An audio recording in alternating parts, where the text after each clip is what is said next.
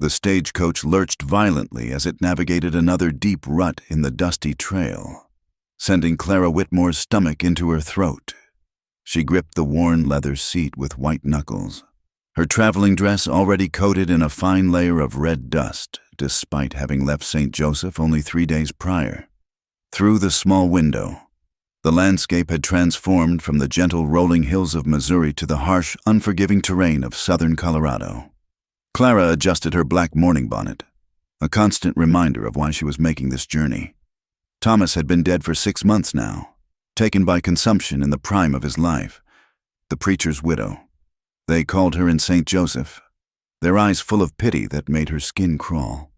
At 24, she was too young for such a title, too young to spend the rest of her days in widow's weeds, teaching Sunday school to children who would never be hers.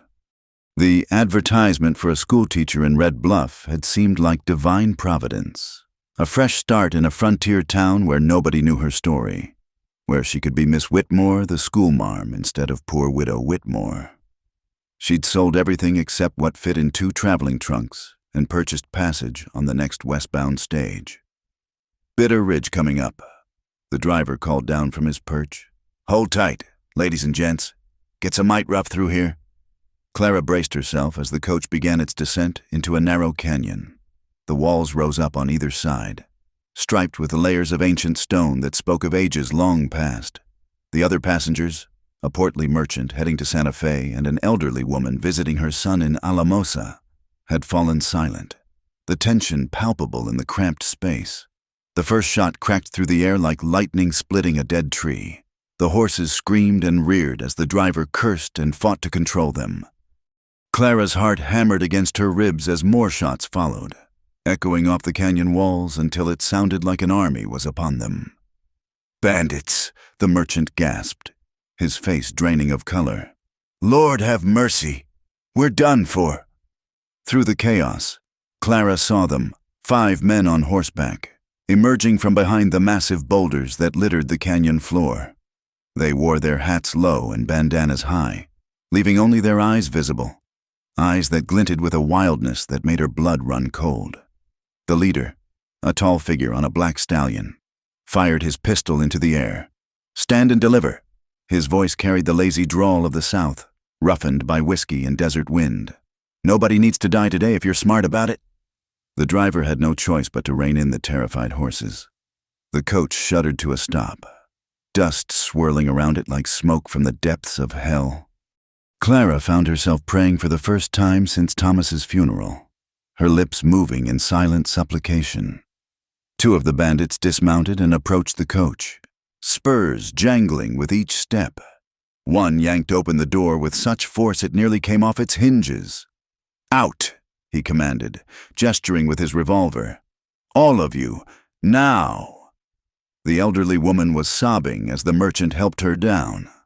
Clara followed on unsteady legs, her traveling boots sinking into the loose sand. The sun beat down mercilessly, and she could feel sweat gathering beneath her corset despite the fear that chilled her to the bone. "Trunks and bags," another bandit ordered. "Throw 'em down." As the men set about ransacking their belonging, Clara studied their leader. He remained mounted, overseeing the operation with an air of detached authority, unlike his companions, who whooped and hollered over every discovery. He sat silent and still as a statue. There was something different about him, something that set him apart from common thieves. That's when she heard it, the distant thunder of hoofbeats. The leader's head snapped up, and he whistled sharply. "Posse coming! Mount up!" "But we ain't finished," one of the men protested. "I said mount up!" The leader's voice cracked like a whip. In the confusion that followed, Clara found herself face to face with him. He'd ridden close to gather his men, and for a moment, their eyes met. His were blue, not the gentle blue of a summer sky, but the hard, cold blue of deep winter ice. A scar ran from his left eyebrow to his cheekbone, partially hidden by the bandana. The posse was getting closer, their shouts echoing through the canyon. Without warning, the leader leaned down and grabbed Clara's arm, hauling her up onto his horse with a strength that knocked the breath from her lungs. She tried to scream, but his arm clamped around her waist like an iron band.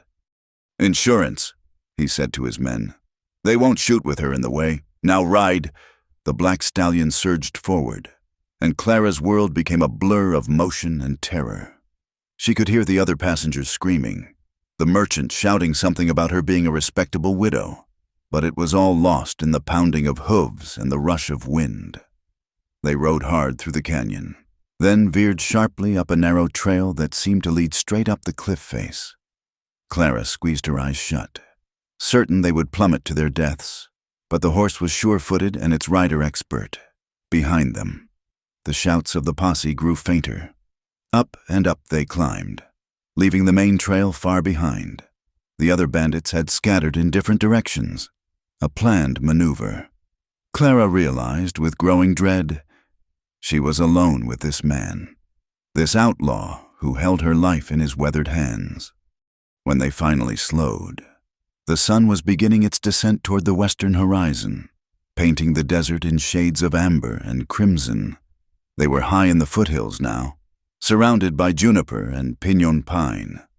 The leader guided his horse into a cluster of rocks that formed a natural shelter. He dismounted first, then reached up to help her down. Clara slapped his hands away and slid off on her own, stumbling when her legs nearly gave out. She'd been riding for hours, her muscles screaming in protest. "You can run if you want," he said, pulling the bandana down to reveal a face that might have been handsome if not for the hardness etched into every line. "Won't get far in those boots. Desert's got a way of swallowing up folks who don't know its ways." Clara lifted her chin, summoning every ounce of courage she possessed. "What do you want with me?" He was already unsaddling his horse, movements efficient and practiced. "Told you, insurance. Come morning, when we're clear of the territory, I'll set you loose. There's a mining camp about 10 miles north. You can make it there by noon if you start early. And until then," he paused, looking at her with those winter eyes. "Until then, you stay put and stay quiet. I've got no interest in harming women, but I'll tie you up if I have to." Clara watched as he set about making camp with the ease of someone who'd done it 1,000 times.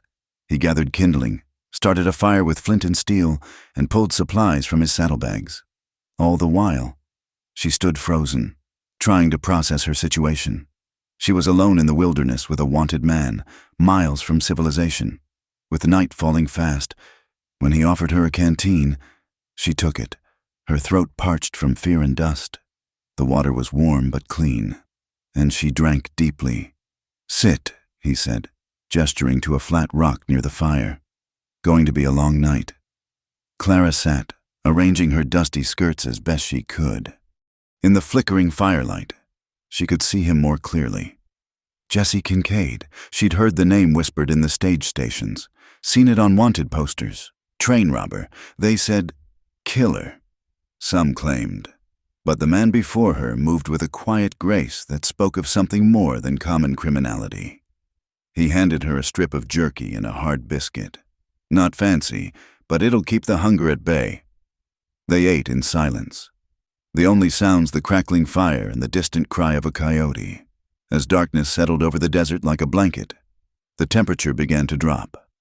Clara shivered, her traveling dress providing little protection against the high desert cold. Without a word, Jesse stood and retrieved a wool blanket from his pack. He held it out to her, and when she hesitated, he simply draped it over her shoulders. "Why?" she asked, pulling the blanket tight. He was already settling down on the other side of the fire, using his saddle as a pillow. Why what? Why show kindness to a hostage? He was quiet for so long she thought he wouldn't answer.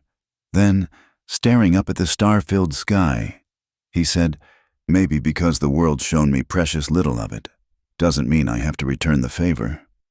Clara lay down on the hard ground, the blanket her only comfort. Despite her exhaustion, sleep seemed impossible. Every sound made her jump. The skitter of a lizard, the hoot of an owl, the shift of Jesse's breathing. She was acutely aware of his presence, this dangerous man who'd torn her from one life and thrust her into another. Hours passed. The fire burned low, casting dancing shadows on the rock walls. Clara dozed fitfully, jerking awake each time her mind replayed the day's events. During one of these wakeful moments, she noticed Jesse was no longer lying down. He sat by the dying fire, knees drawn up, staring into the flames with an expression of such profound sadness that it made her chest tight. His lips moved, and she strained to hear. It was barely a whisper, carried on the night wind like a prayer or a lament. Elena. The name hung in the air between them, heavy with grief and longing. Clara closed her eyes, feigning sleep, but the image of his face, unguarded in that moment of private pain, burned itself into her memory. Who was Elena? A lost love? A victim of his crimes? Or something else entirely? As the first pale light of dawn touched the eastern sky, Clara finally succumbed to exhaustion. Her last thought before darkness claimed her was that perhaps she wasn't the only one running from ghosts. When she woke, the sun was already climbing, and the smell of coffee filled the air. Jesse crouched by a newly built fire, his face once again masked with indifference. But Clara had seen beneath that mask, had glimpsed the man hiding behind the outlaw. "Coffee?" he asked, as if they were neighbors meeting over a fence instead of captor and captive in the wilderness. She sat up, wincing at the stiffness in her bones. "Yes, thank you," as she sipped the bitter brew from a tin cup. Clara studied him in the morning light. The scar was more prominent now, a white line through sun-darkened skin. His hands, wrapped around his own cup, bore the calluses of hard work and harder living. "The mining camp," she said. "You'll really let me go?" He met her gaze steadily. "Said I would, didn't I? And if I tell them which direction you went?" A ghost of a smile touched his lips. "You could, but by the time they mount up, I'll be long gone. Besides, something tells me you're not the type to send men to their deaths, even men like me." Clara bristled. "You don't know anything about me." "I know you're running from something," he said quietly. "Takes one to know one, I suppose." "That black dress, the way you held yourself in that coach like you were afraid of taking up too much space. You're a widow, aren't you? Running west to escape the memories." The accuracy of his observation left her speechless. She looked away, blinking back sudden tears. How dare he see through her so easily when she knew nothing of him but his crimes? "We should move," he said, standing and kicking dirt over the fire. "Want to get you to that camp before the heat gets too bad." As Clara watched him ready his horse, she found herself thinking of that whispered name in the darkness. Elena. Whatever else Jesse Kincaid was, outlaw, thief, kidnapper, he was also a man who carried secret sorrows, and despite everything, despite the fear and the danger and the complete madness of her situation, Clara felt a flicker of something she hadn't experienced in months, curiosity about tomorrow. The morning sun climbed higher as they rode in silence, Jesse leading them through trails that seemed invisible to Clara's untrained eye. She'd given up trying to memorize the route. Every mesa looked the same, every stand of juniper identical to the last. Her world had shrunk to the rhythm of the horse's gait and the broad back of the man in front of her.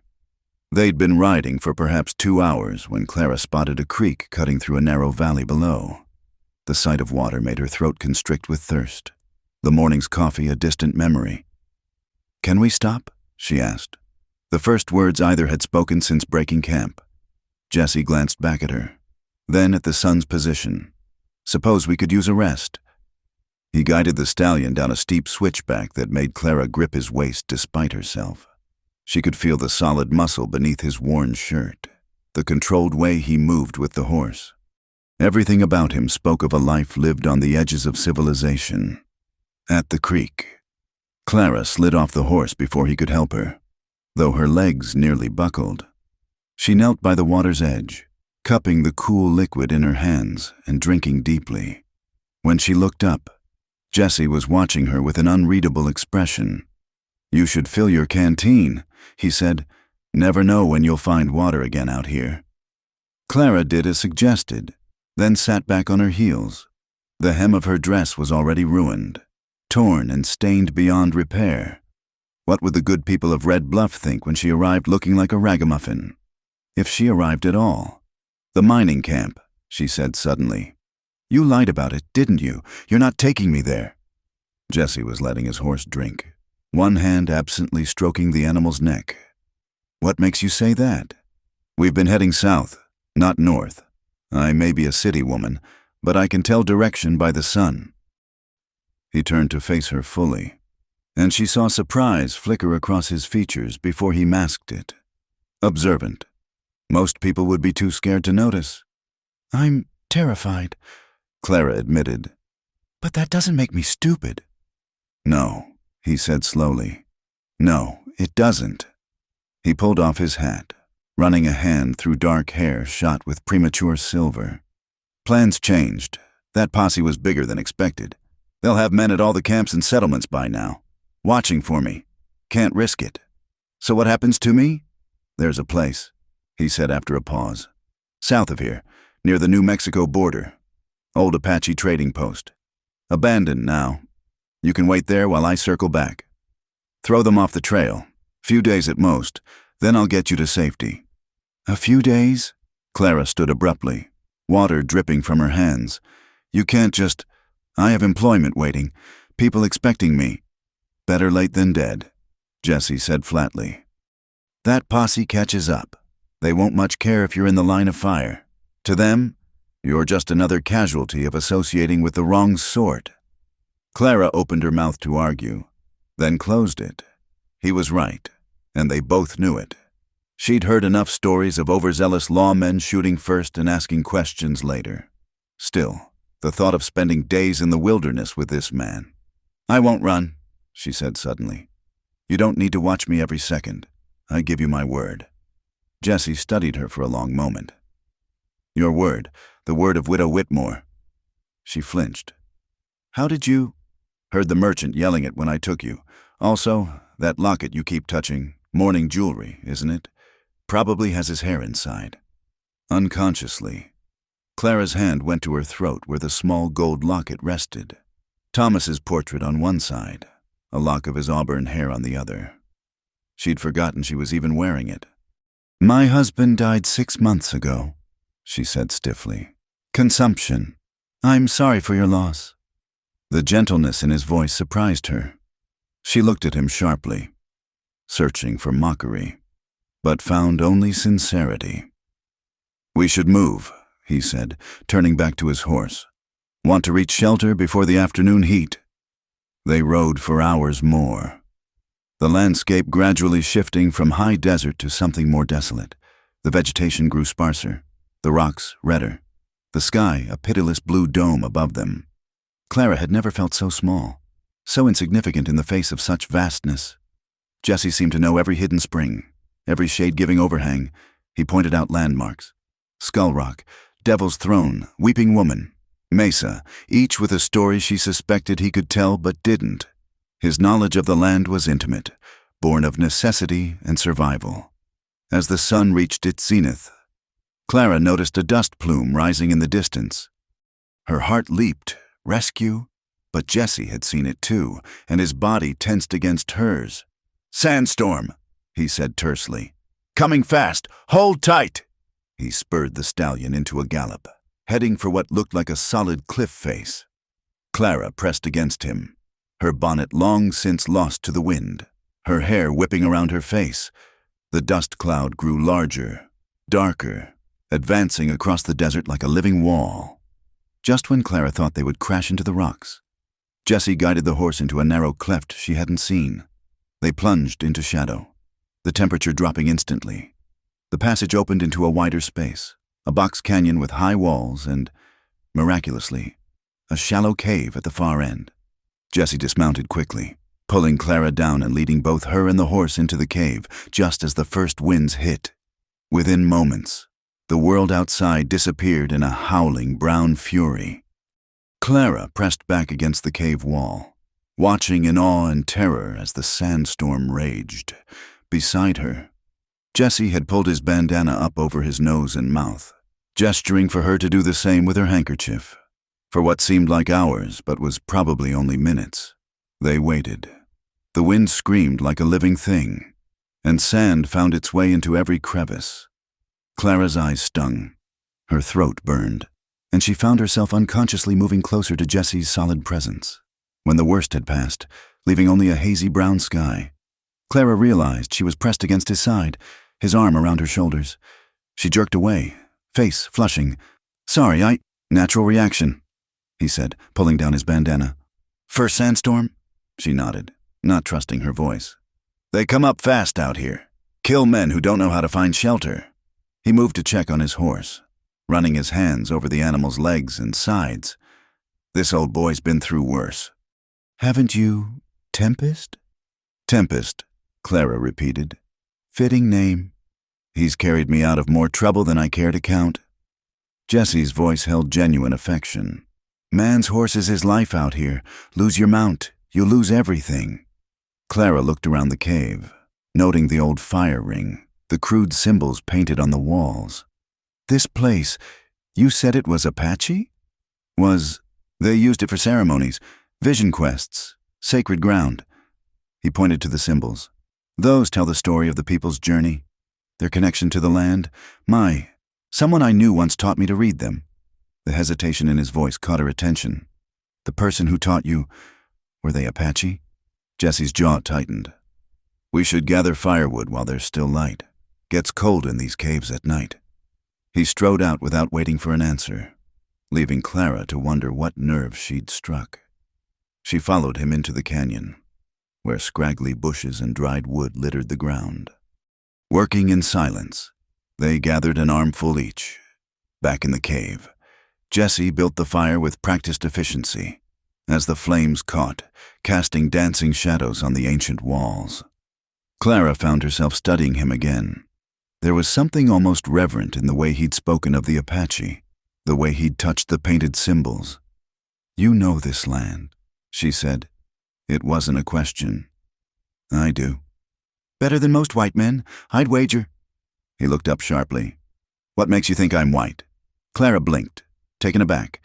In the firelight, she could see what she'd missed before, the slight bronze tint to his skin beneath the sun darkening, the particular angle of his cheekbones. I assumed.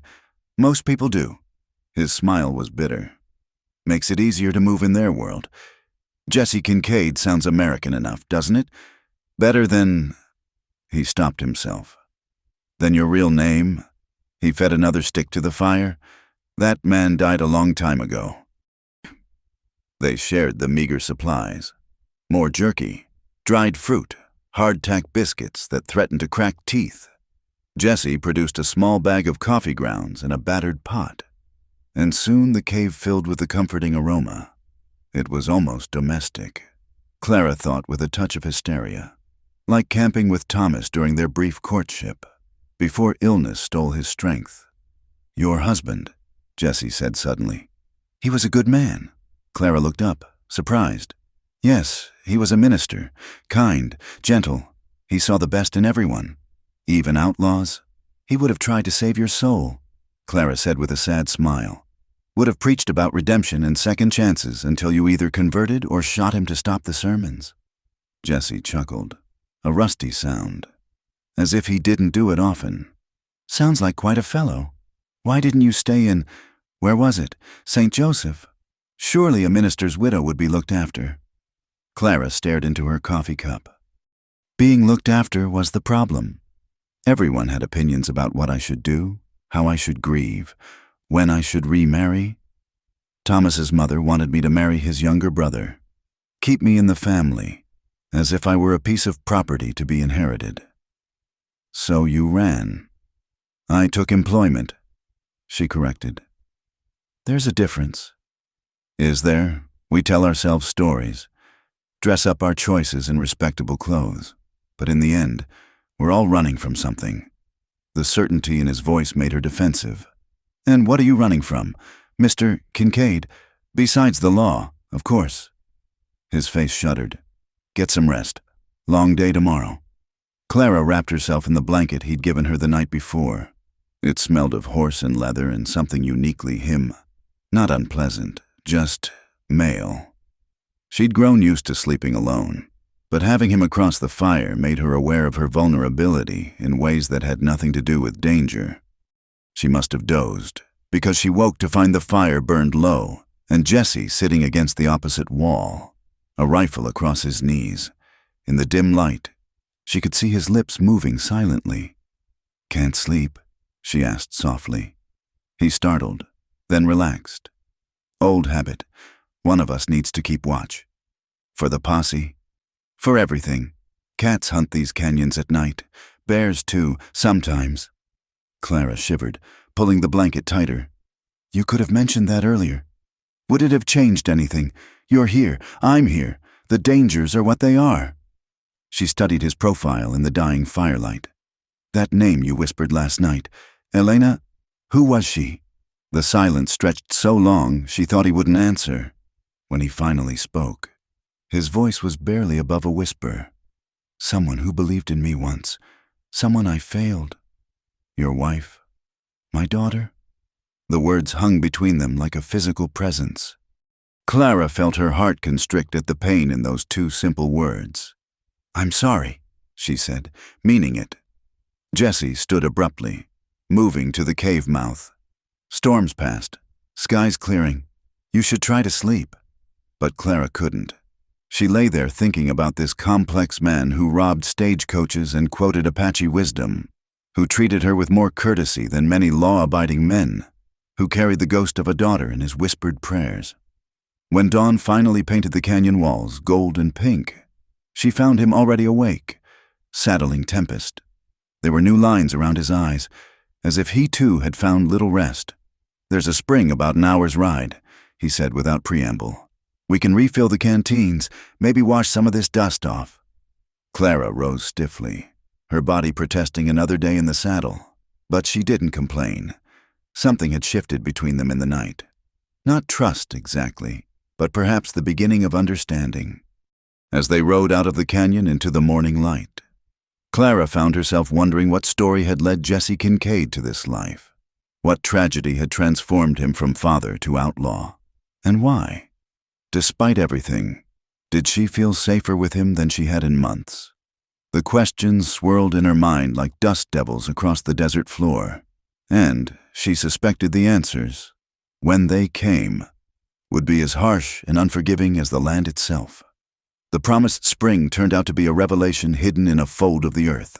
They descended through a narrow passage between towering red rocks, and suddenly the harsh desert gave way to an oasis of green. Cottonwoods provided blessed shade, their leaves whispering secrets in the morning breeze. The spring itself bubbled up from beneath a cluster of smooth stones, feeding a small pool of crystal-clear water. Clara gasped at the sight.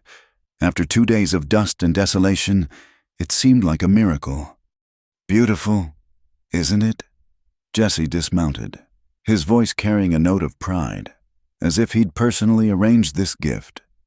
"Not many know about this place." Clara slid from Tempest's back, her legs steadier now, her body beginning to adapt to the rigors of travel. She walked to the pool's edge, kneeling to cup water in her hands. It was cold, sweet, nothing like the alkali-tainted water she'd encountered at other stops. "How did you find it?" she asked, splashing her face and sighing at the blessed coolness. "An old Apache showed me, years back, said his people had been coming here for generations. Sacred water, he called it healing water." Jesse was already seeing to Tempest, loosening the saddle girth and leading the horse to drink downstream from where Clara knelt. The consideration wasn't lost on her. Even outlaws, it seemed, could have manners. "I need to—" Clara gestured vaguely at her disheveled state. "Is there somewhere I could have a moment of privacy?" Jesse pointed upstream. "There's another pool around that bend. Take your time. We're in no rush today." Clara gathered her courage. "You won't leave?" His expression softened fractionally. "Gave my word I'd see you to safety. I may be many things, Mrs. Whitmore, but I'm not a man who breaks his word." She believed him. God help her. She believed this outlaw's promise more than she'd believed the honeyed words of Thomas's brother or the reassurances of well-meaning townspeople. The upper pool was smaller, but perfect for her needs, screened by willows and a large boulder. Clara finally had a moment alone. She removed her ruined traveling dress with relief, laying it on a sun-warmed rock. Her corset came next, and she breathed deeply for what felt like the first time in days. The water was shockingly cold against her heated skin, but she welcomed it. She scrubbed at the dust and sweat with her hands, wishing for soap but grateful for even this simple luxury. Her hair, hopelessly tangled, took longer. She worked her fingers through the knots, remembering how Thomas used to brush it for her in the evenings, counting the strokes like a prayer. A twig snapped nearby. Clara froze, arms crossed over her chest, heart pounding. "Just me." Jessie's voice came from well beyond the screening bushes. "Wanted to leave these for you." She heard retreating footsteps, then cautiously peered around the boulder. On a flat rock sat a folded shirt and a pair of canvas trousers. "They'll be too big," he called from a distance, "but better than that torn dress for riding." Clara stared at the clothes, emotion tightening her throat. When was the last time someone had shown her such thoughtfulness without expecting something in return? The shirt was indeed too large, but soft from wear and smelling of sage smoke. The trousers had to be cinched tight with a length of cord, and she kept her own boots despite their impracticality. When she looked at her reflection in the still water, she hardly recognized herself. The proper minister's wife was gone, replaced by someone wilder, freer. She found Jessie by the main pool, sitting with his back against a cottonwood, eyes closed, without his hat. She could see more gray threading through his dark hair, lines carved by sun and sorrow around his eyes. He looked older than she'd first thought. Maybe 35, maybe 40. Hard to tell with men who lived hard lives. "Thank you," she said, "for the clothes." He opened his eyes, and something flashed across his face. Surprise? Approval? Before he nodded. "Practical for travel. That dress would have been torn to ribbons before we reached the trading post." Where did they come from? The clothes. "Had them in my saddlebags. Sometimes it's useful to change appearance." Of course. A wanted man would need disguises, yet the gesture still touched her. They spent the morning by the spring, letting Tempest graze on the sweet grass while they rested in the shade. Jessie showed her which plants were edible, prickly pear pads once the spines were removed, mesquite beans that could be ground into flour. His hands were gentle as he demonstrated, patient when she fumbled. "You'd make a good teacher," Clara observed, sucking on a mesquite bean and finding it surprisingly sweet. Jessie's laugh was sharp. "Can't imagine any school board hiring the likes of me. I meant the way you explain things. Clear, simple. You don't assume ignorance or talk down." He was quiet for a moment, whittling a piece of cottonwood with a folding knife. "Had to teach my daughter. She was curious about everything, why the sky was blue, how birds flew, where the stars went during the day. Had to learn to explain in ways she could understand." "How old was she?" Clara asked softly. 7. "Would be 11 now, if—" He stopped whittling. "Fever took her while I was locked up. They wouldn't let me out to see her. Not even at the end, by the time I escaped. She was 3 months in the ground." The pain in his voice was raw, fresh as an open wound. Clara reached out instinctively, her hand covering his on the knife handle. He went very still. "I'm sorry," she said. "No parent should have to endure that. Her mother died birthing her. Elena was all I had, and I wasn't there when she needed me most." He pulled his hand away, but gently. "That's what the law does. Takes fathers from daughters. Leaves little girls to die alone and afraid." "What were you accused of?" His smile was bitter. "Bank robbery. Funny thing is, I was actually innocent that time. Wrong place, wrong time, wrong face. But when you're a half-breed with a reputation, guilt or innocence doesn't much matter." The casual use of the slur made Clara flinch. "Don't call yourself that." "Why not? It's what I am. Apache mother, Irish father, belong to neither world. Welcome in none." He resumed whittling with sharp, aggressive strokes. "Jessie Kincaid was the name the priest gave me at the mission school. My real name. Well, that died with my mother's people." Clara watched him work, seeing the skill in his hands, the way he coaxed beauty from raw wood. The piece was taking shape, A bird, wings spread in flight. Is that why you know this land so well? Your mother's people? Partly. Also spent years scouting for the army before Elena was born. Ironic, isn't it? I helped them map these territories, track the hostiles. Now I'm the one being hunted. A distant sound made them both freeze. Horses, maybe. Or just Echo playing tricks. Jesse was on his feet instantly, hand on his pistol. Time to move, he said. They packed quickly, efficiently. Clara noticed she was falling into the rhythm of it. Roll the blankets tight. Secure everything to the saddle. Leave no trace of their presence. When had she stopped being a passenger and started being a partner in this flight? The afternoon sun was brutal as they climbed higher into mountainous terrain. The desert gave way to scrub oak and piñón, the air thinning with altitude. Clara found herself grateful for the men's clothing. Her dress would have been a hindrance on these steep, rocky trails. They paused at an overlook, the vista stretching endlessly below them. Clara could see the dust of their morning's trail, could trace the path they'd taken through the maze of canyons and mesas. It seemed impossible that she'd been on a stagecoach just 2 days ago, bound for a respectable position in a respectable town. Regrets?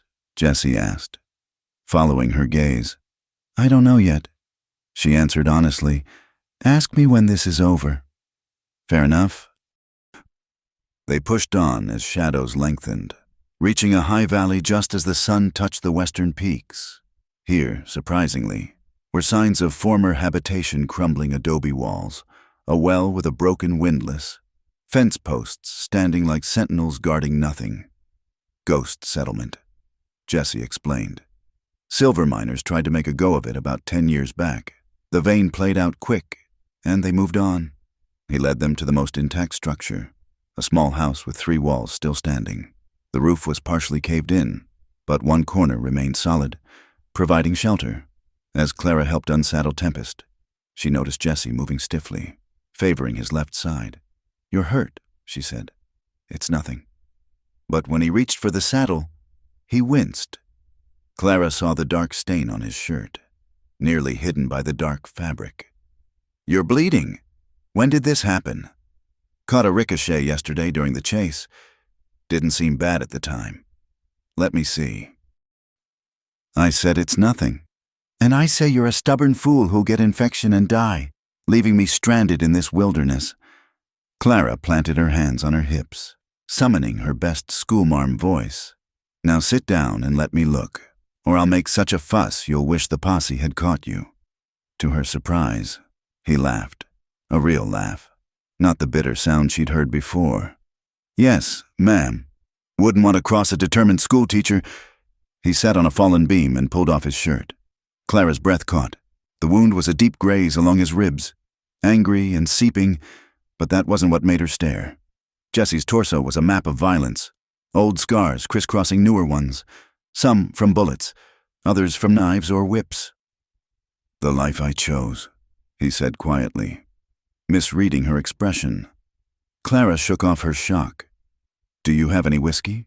Alcohol? In the saddlebag, flask.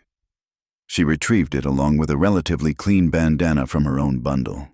This will hurt. Can't be worse than, he hissed as she poured the whiskey over the wound, muscles tensing under her hands. Clara worked quickly, cleaning the wound as best she could. This close, she could smell him, leather and gunpowder and something earthy, masculine.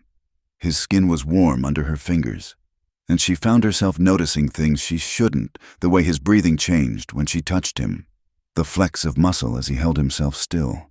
There, she said, tying off the makeshift bandage. That should hold until we can find proper supplies. Thank you. His voice was rough.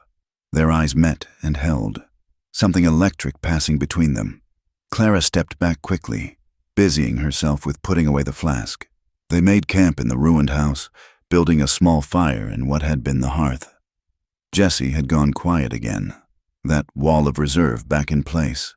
But as they shared their simple meal, Clara caught him watching her with an expression she couldn't quite read. What? She finally asked. You're not what I expected. What did you expect? He considered. A woman who'd faint at the sight of blood, who'd weep and wail and make my life difficult. Instead, he gestured vaguely. You adapt, you survive. I was a minister's wife in a frontier town. Mr. Kincaid, I've seen my share of blood and hardship. Just because I wore pretty dresses doesn't mean I was helpless. No, he agreed. No, you're definitely not helpless. As night fell and the temperature dropped, they sat close to the fire. The ruined walls provided some shelter from the wind, but Clara still shivered. Without asking, Jesse moved closer, his solid presence blocking the worst of the cold. Tell me about your life, she said. Before everything. He was quiet so long she thought he wouldn't answer. Then, staring into the flames, he began to speak. I had a small ranch once. Nothing fancy, just a cabin and enough land to run some cattle. Elena and I were happy there. She had a pony, Buttercup. She called it, though it was an ornery little paint that bit everyone but her. A smile ghosted across his face at the memory. I was going to send her to school when she was older, get her educated proper. Maybe she could have been a teacher, like you. What happened? Neighbor wanted my water rights. When I wouldn't sell, he got creative. Had his cousin rob the bank in town, made sure I was there. Witness testimony is a funny thing, easy to buy, easier to twist. Next thing I knew, I was facing 20 years hard labor. Clara heard the bitterness, the rage carefully controlled. Your daughter went to the mission orphanage. They promised she'd be cared for. They promised. His voice broke. She died alone, burning with fever, calling for a father who couldn't come. The sisters sent word, but I only got the letter after I escaped, after it was too late. Without thinking, Clara reached for his hand. This time, he didn't pull away. His fingers were calloused but gentle as they intertwined with hers. Is that why you became an outlaw? Revenge? At first, maybe. I wanted to hurt them like they'd hurt me, but somewhere along the way, it became about survival. Then habit. Then, I don't know what I am anymore. Just a ghost haunting the territories, I suppose. They sat in silence, hands linked, watching the fire die to embers. Clara thought about the strange twists of fate that had brought them together. The minister's widow and the half-Apache outlaw, both running from different kinds of loss. Jesse, she said softly. He looked at her, and in the dying firelight she could see the man he might have been. Father, rancher, someone who taught his daughter about stars and sky. You're not a ghost. You're hurt and angry and lost, but you're not a ghost. Ghosts don't share their food or offer their clothes or hold hands with lonely widows. Something shifted in his expression, walls crumbling like the adobe around them. He lifted their joined hands, studying them as if they held answers to questions he didn't know how to ask. Clara, he whispered, and her name on his lips was like a prayer. You shouldn't be here, shouldn't be mixed up with someone like me. But I am, she said simply. And maybe that's not the tragedy you think it is. He leaned closer, and for a breathless moment she thought he might kiss her. Then Tempest nickered a warning, and Jesse was on his feet, gun drawn, pulling her behind him.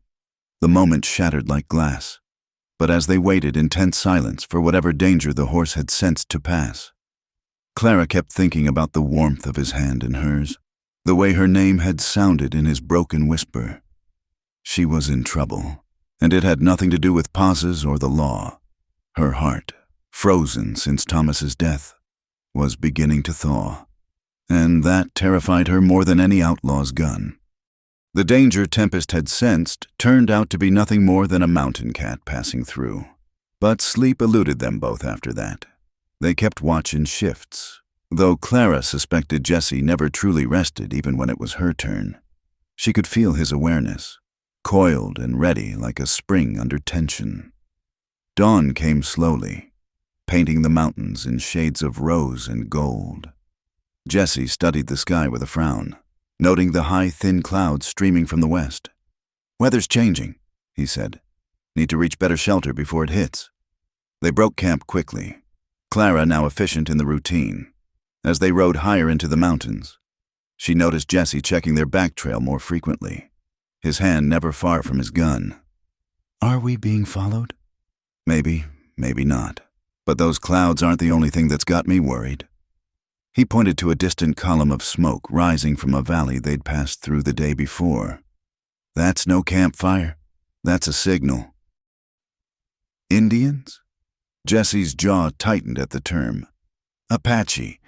Yes, but not the kind you're thinking of. Renegades who broke from the reservation.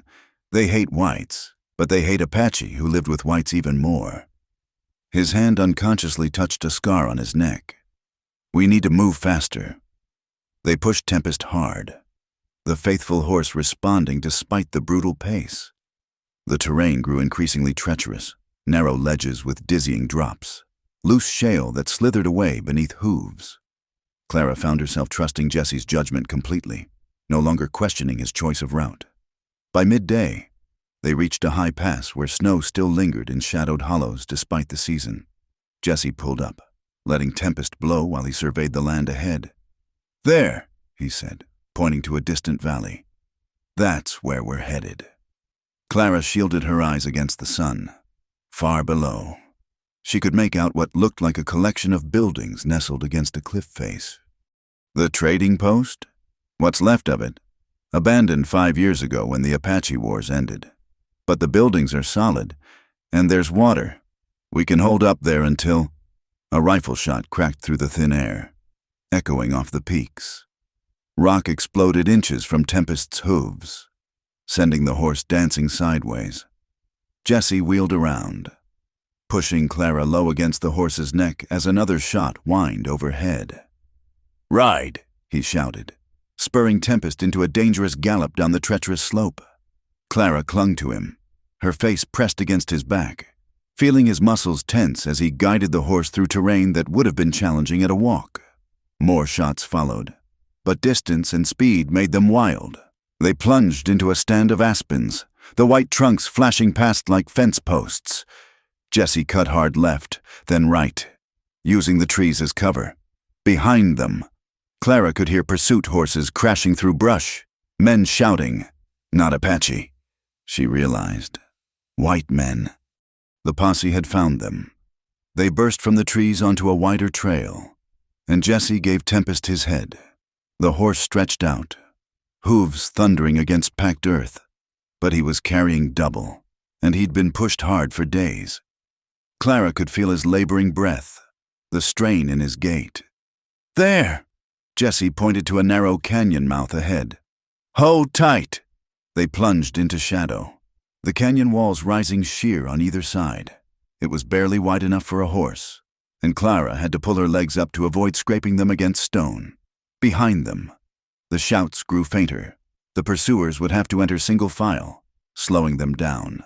The canyon twisted and turned, finally opening into a wider space where ancient floods had carved a bowl from the rock. Jesse didn't slow, heading for what looked like a solid wall. At the last second, Clara saw it, a crack in the stone, nearly invisible unless you knew where to look. They squeezed through, emerging into a hidden valley no bigger than a town square. A trickle of water fell from high above, feeding a small pool. Cave openings dotted the walls like empty eyes. Jesse pulled up, sliding from the saddle and immediately checking Tempest's legs. The horse was lathered with sweat, sides heaving, but seemed sound. Will they find us? Clara asked, her own breath coming in gasps. Not likely. This place isn't on any map. He led Tempest to the pool, letting him drink. Found it by accident years ago, chasing wild horses. We'll wait here until dark, then move on. Clara dismounted on shaky legs. The adrenaline was fading, leaving her aware of every ache and pain. I thought it was Apache. So did I. Posse must have split up, sent groups different directions. He sat heavily on a boulder, and Clara noticed fresh blood seeping through his shirt where the wound had reopened. You're bleeding again. It'll keep. No, it won't. Clara moved to him, pushing aside his hands when he tried to wave her off. Stop being stubborn and let me help. She unwound the bandage, wincing at the angry red edges of the wound. It needed proper cleaning, stitching, medicines they didn't have. She did what she could with water from the pool and strips torn from her petticoat. "Why do you care?" Jessie asked quietly as she worked. "I kidnapped you, dragged you into danger. You should hate me." Clara's hand stilled. Why did she care? The answer was complicated, tangled like the threads of her torn hem. "You're not what I expected," she said finally, echoing his words from the night before.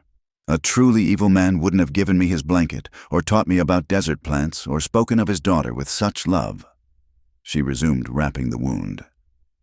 "You're a man who's been broken by loss. I understand that. I understand the anger, the need to run, the feeling that the world has become a strange and hostile place. Your husband was taken by illness. That's different from—" "Is it?" Clara interrupted. "Death is death, Jessie. Whether it comes from fever or injustice, it leaves the same hole in your heart, the same questions that have no answers." She tied off the bandage and sat back. He caught her hand before she could pull away, his thumb tracing the wedding band she still wore. "You loved him very much." "I did. He was a good man, a godly man. Everything you're not, I suppose." She smiled sadly. "But he's gone, and I'm here, and I find myself caring whether you live or die. Make of that what you will." Jessie lifted her hand to his lips, pressing a kiss to her palm. The gesture was so unexpected, so gentle. The tears sprang to her eyes. "I'm taking you to the trading post tomorrow," he said. "There's a town about 20 miles beyond it, Copper Creek. You can get transportation there. Continue to Red Bluff. Tell them I forced you, that you had no choice. They'll believe it." "And you?" "Mexico, maybe, or California, somewhere they don't know my face." Clara pulled her hand away. "Running forever. It's all I know how to do anymore." They spent the afternoon in that hidden valley, letting Tempest rest and graze on the sparse grass. Jessie showed her the caves, some containing ancient pottery shards and corn-grinding stones, evidence of people who had lived and loved and vanished into time. As the sun began its descent, Jessie prepared for their departure. Clara watched him check weapons, adjust saddle straps, every movement precise and practiced. He was in his element here, this dangerous man who moved through the wild places like smoke. "Ready?" he asked. She nodded, though ready for what? She wasn't sure. Ready to leave this strange sanctuary? Ready to return to the world where she was Widow Whitmore, respectable and proper? Ready to say goodbye to this complicated man who had crashed into her life like a desert storm? They led Tempest back through the narrow crack, Jessie going first to check for danger. The main canyon was empty, their pursuers apparently having given up or taken a wrong turn. Still, they moved cautiously, Jessie on foot leading the horse while Clara rode. Night was falling as they emerged from the canyon system. The promised weather had arrived, dark clouds boiling up from the west, the smell of rain sharp in the air. Lightning flickered in the distance, followed by the rumble of thunder. "Storm's coming fast," Jessie said, swinging up behind her. "Going to be a wet ride." They headed down the mountain, racing the storm. The first fat drops hit as they reached the valley floor, and within minutes, it was a deluge.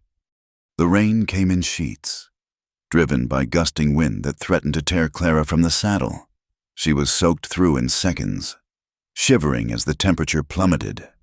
Jessie pulled her back against him, trying to shield her with his body. Through the rain, she could barely see Tempest's ears. They were riding blind, trusting the horse's instincts and Jessie's knowledge of the terrain. A massive lightning strike illuminated the landscape in stark relief, showing them perilously close to a wash that was already running with water. Jessie cursed and reined hard left, urging Tempest up the bank just as a wall of muddy water came roaring down the channel.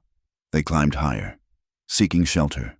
The rain was turning to hail, marble-sized ice pellets that struck with bruising force. Clara cried out as one caught her on the temple, and Jessie immediately changed direction. Through the chaos of the storm, he found what he was looking for, a deep overhang in the cliff face, almost a shallow cave. He rode Tempest right under it, finally escaping the worst of the hail. They sat there gasping, water streaming from their clothes. Clara was shaking uncontrollably, her teeth chattering. Jesse dismounted and pulled her down, immediately wrapping her in his arms. "Need to get you warm," he said, his own voice rough with cold. He unsaddled Tempest with Clara still clinging to him, then spread the saddle blanket on the ground. It was damp, but better than nothing. He pulled her down beside him, gathering her close, sharing what warmth they could generate. "So cold!" Clara managed through chattering teeth. "I know. I'm sorry. Should have seen the storm coming sooner." She pressed closer, modesty forgotten in the need for survival.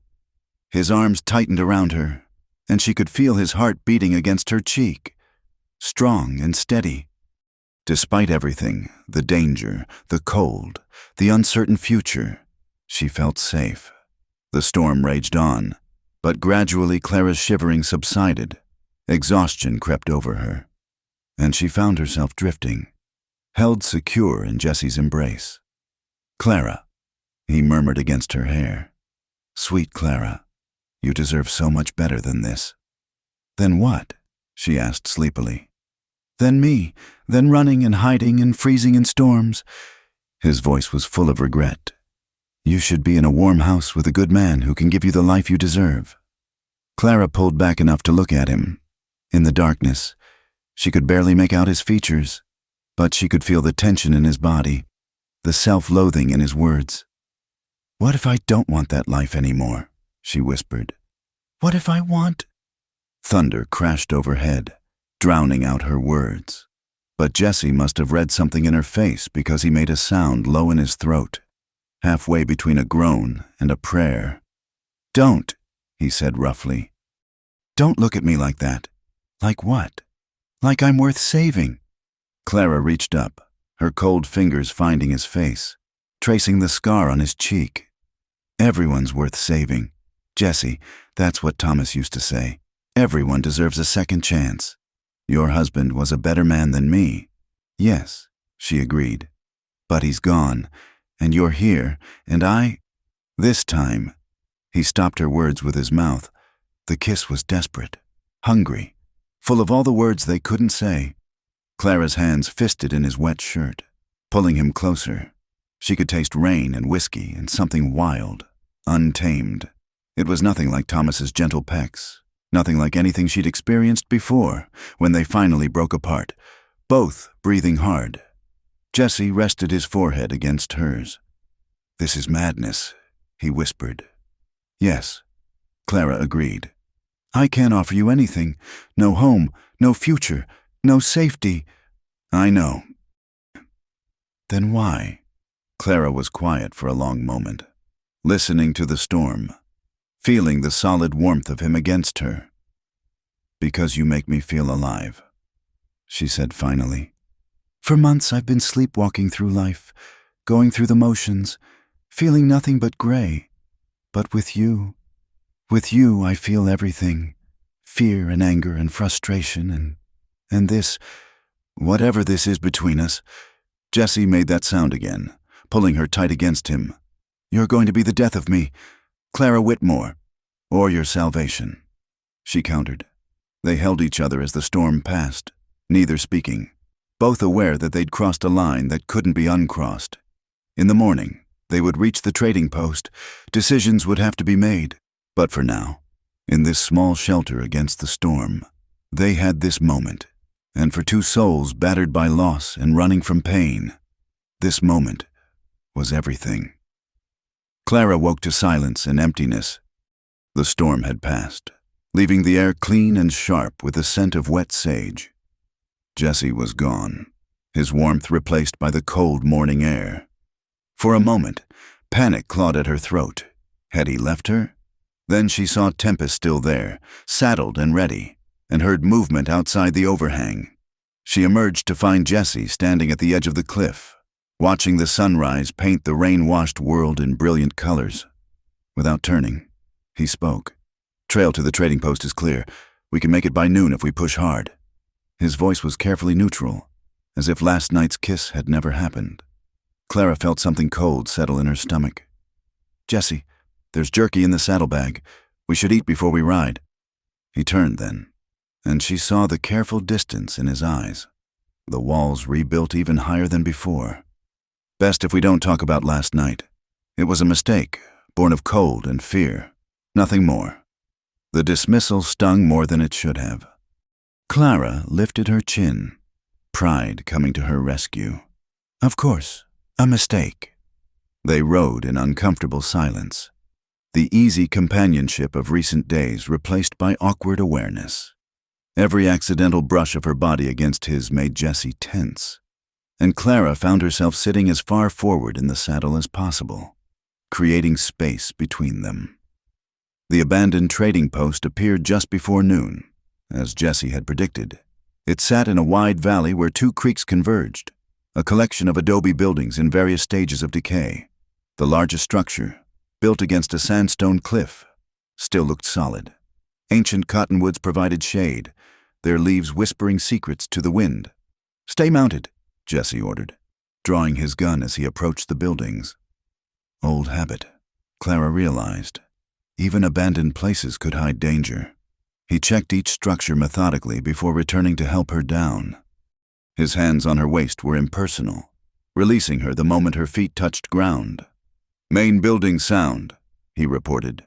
"Roof's intact, and there's an old well that might still have water. You'll be safe here while I scout the area.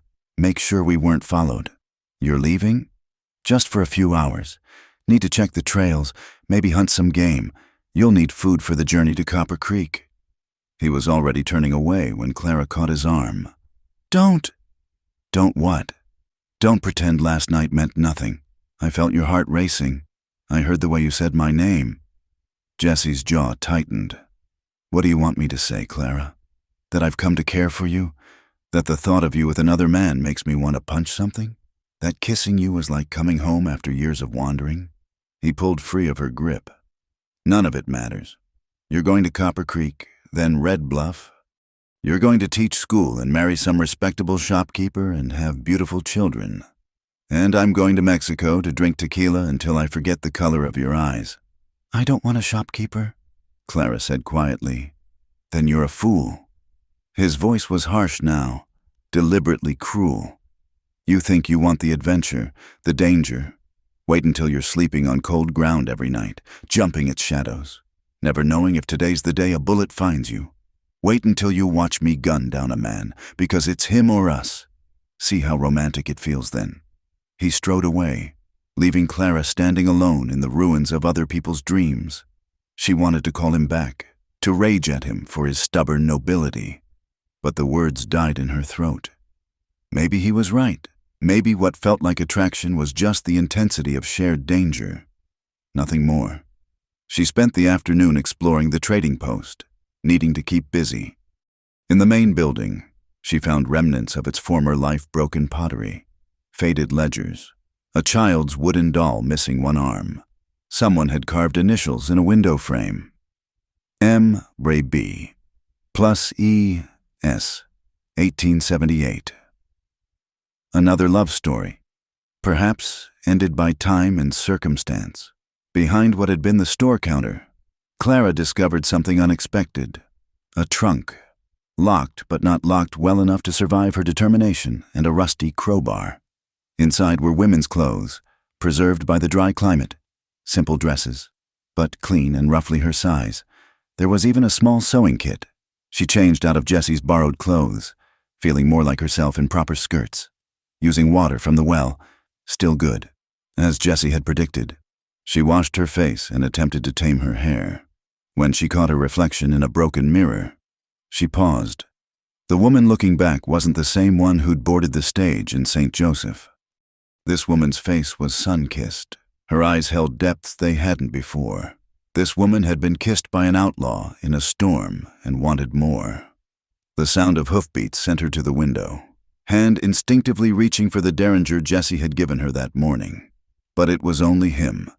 Tempest-laden with fresh game, 2 rabbits, and a wild turkey.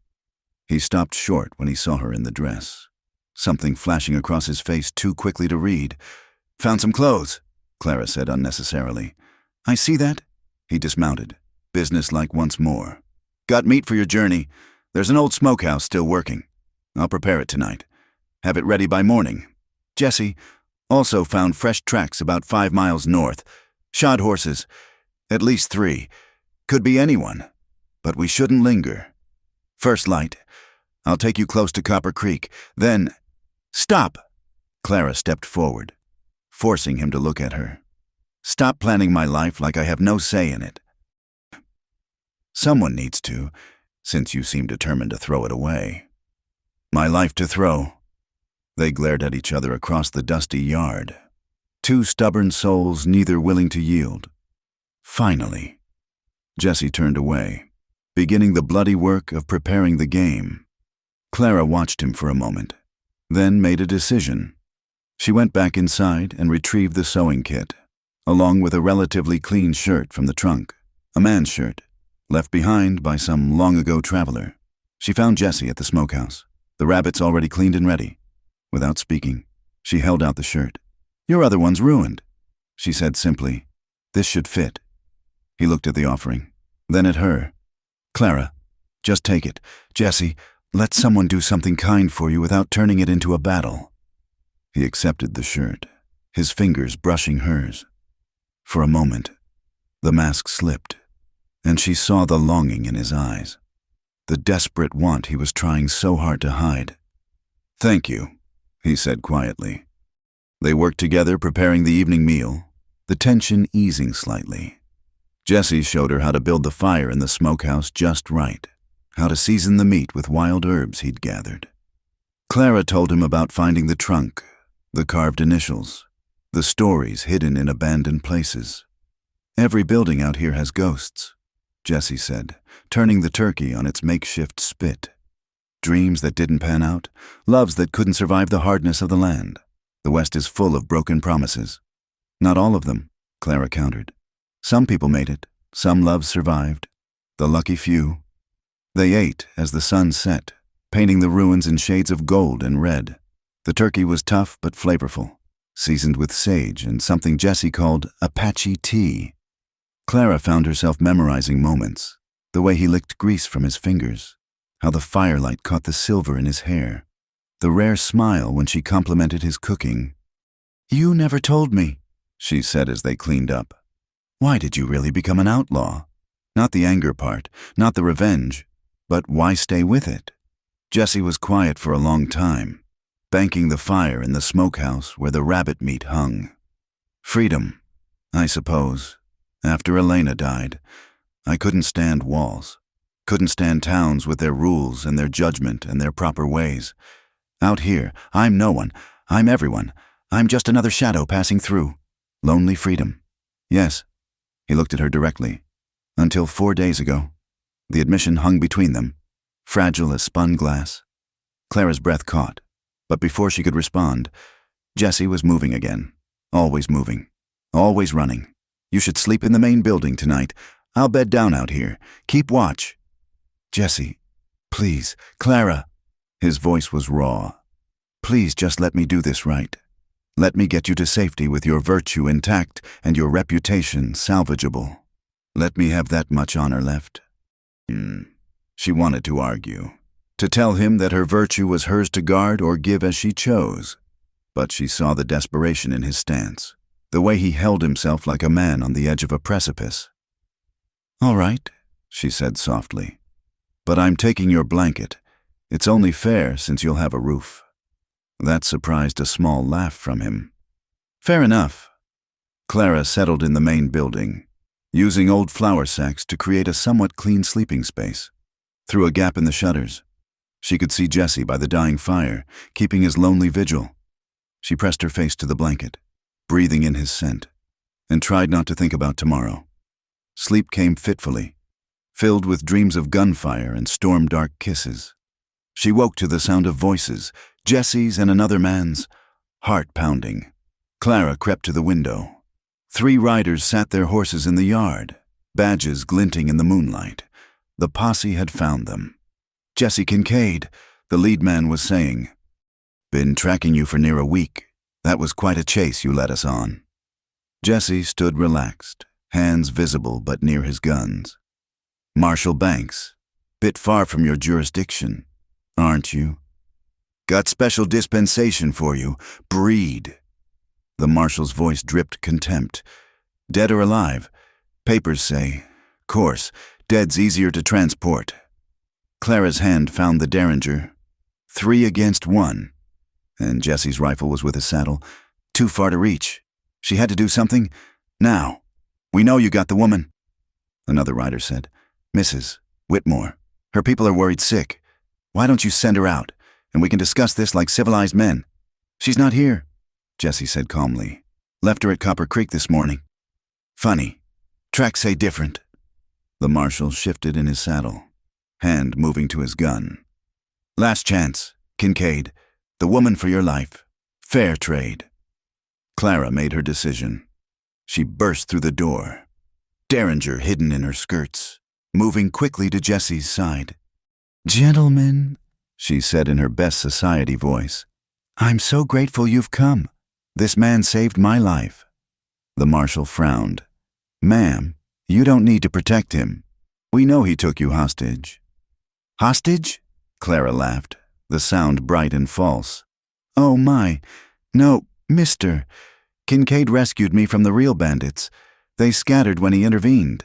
He's been escorting me to safety ever since. Ma'am, this man is wanted in 3 territories, for crimes he didn't commit. Clara interrupted. I've spent 4 days with him. Marshal, he's shown me nothing but courtesy and protection. He could have robbed me, harmed me, left me to die in the desert. Instead, he shared his food, his water, his knowledge. Does that sound like the monster you're hunting? The riders exchanged uncertain looks. Jessie stood frozen beside her, tension radiating from every line of his body. Mrs. Whitmore, the marshal said carefully. You've been through an ordeal. Sometimes captives develop sympathy for their captors. It's natural. Don't patronize me, sir. Clara's voice could have cut glass. I'm not some hysterical female. I'm telling you this man is innocent of kidnapping and has been nothing but honorable. If you take him, you'll have to arrest me too for bearing false witness. Clara, Jessie said quietly. Don't. She ignored him, squaring her shoulders. Well, Marshal, what's it to be? The standoff stretched taut as wire. One wrong move, one twitchy finger, and the night would explode in violence. Clara could feel Jessie coiled beside her, ready to move, to push her to safety when the shooting started. Then, miraculously, the marshal holstered his gun. Ma'am, I'm going to need you to come with us, make a proper statement in town. If what you say is true, well, we'll see about clearing up this misunderstanding. And Mr. Kincaid? The marshal's face was grim. He comes too, peacefully, or otherwise. Jessie stepped forward. I'll come peacefully, but the lady rides with me. She's still under my protection until we reach town. It was a clever move. Clara realized. Together on Tempest, they might have a chance to escape. Apart, Jessie would never abandon her to save himself. Don't even think about running. Breed. The marshal warned. We've got you surrounded proper this time. As if on cue, more riders emerged from the darkness. At least a dozen men, all armed, all focused on Jessie with the intensity of hunters who'd finally cornered dangerous prey. Jessie's shoulders sagged slightly. He looked at Clara, and she saw the resignation in his eyes, the knowledge that this was the end of his run. It'll be all right, she whispered, though they both knew it was a lie. He was wanted for too much in too many places. Her testimony might save him from one charge, but not all the others.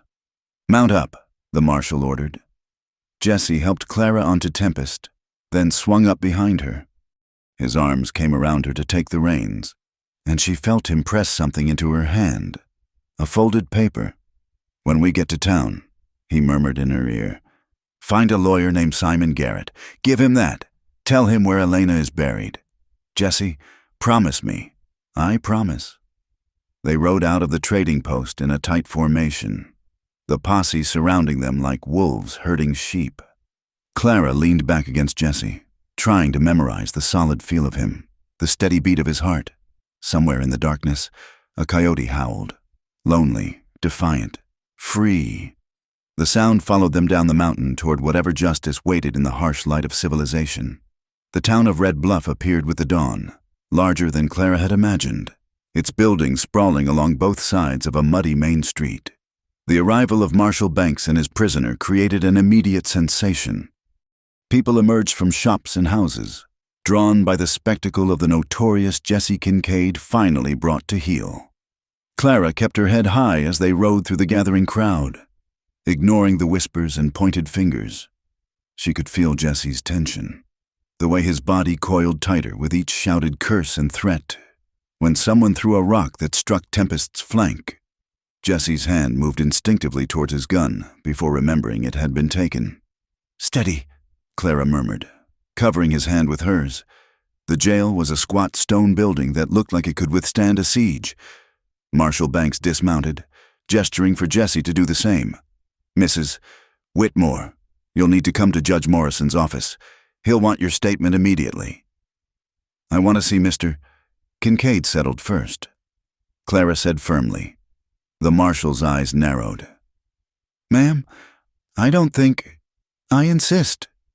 She used the voice that had cowed unruly students and stubborn school board members alike. "This man saved my life. The least I can do is ensure he's treated humanely." Jesse dismounted and helped her down, their hands lingering a moment longer than necessary. "Find Garrett," he reminded her quietly. "Don't waste time on... Move it. Breed." One of the deputies snarled, shoving Jesse toward the jail entrance. Clara followed despite the marshal's protests, watching as they locked Jesse in a cell that seemed too small for his wilderness spirit. He gripped the bars, eyes finding hers. "Thank you," he said simply, "for trying. This isn't over," Clara promised. The walk to Judge Morrison's office felt like 1,000 miles. Clara clutched the paper Jesse had given her, mind racing. She needed to find this Simon Garrett. But first, she had to navigate the judge's questioning without contradicting herself or further endangering Jesse. Judge Morrison proved to be a thin, sharp-featured man who reminded Clara of a hungry hawk. He listened to her account with shrewd eyes, occasionally interrupting with pointed questions. "So you maintain that Mr. Kincaid rescued you from the actual bandits?" "Yes, Your Honor." "Can you describe these bandits?" Clara drew on her memories of Jesse's gang, describing them in detail while carefully omitting Jesse himself from the group. It felt like walking a tightrope over a chasm. "And during the 4 days you traveled with Mr. Kincaid, he never threatened you? Never took liberties?" Heat rose in Clara's cheeks at the implication, though for very different reasons than the judge assumed. "He was a perfect gentleman, Your Honor, more honorable than many men with spotless reputations." The judge made a non-committal sound, shuffling papers. "Mrs. Whitmore, you're aware that Mr. Kincaid is wanted for numerous crimes: bank robbery, horse theft, assault on federal officers?" "I'm aware of what he's accused of. Yes, I'm also aware that accusations aren't always truth." "Indeed." The judge studied her for a long moment. "You may go, Mrs. Whitmore. We'll send for you if we need additional testimony. I trust you'll remain in town." "Of course." Clara emerged into harsh sunlight, momentarily disoriented. The town continued its daily business around her, merchants hawking wares, children playing in the dust, life moving forward as if a good man's freedom didn't hang in the balance. She stopped the first respectable-looking person she saw. "Excuse me, could you direct me to Simon Garrett's office?" The woman's face soured. "That Indian lawyer, 2 blocks down, above the saddlery. Though why a decent woman would want anything to do with him..." Clara didn't wait to hear the rest. She found the narrow stairs beside the saddlery and climbed to a door marked simply S. Garrett, attorney at law. The man who answered her knock was younger than she'd expected, with dark skin and intelligent eyes that marked him as having native blood. He studied her with polite wariness. "Mr. Garrett, my name is Clara Whitmore. Jesse Kincaid sent me."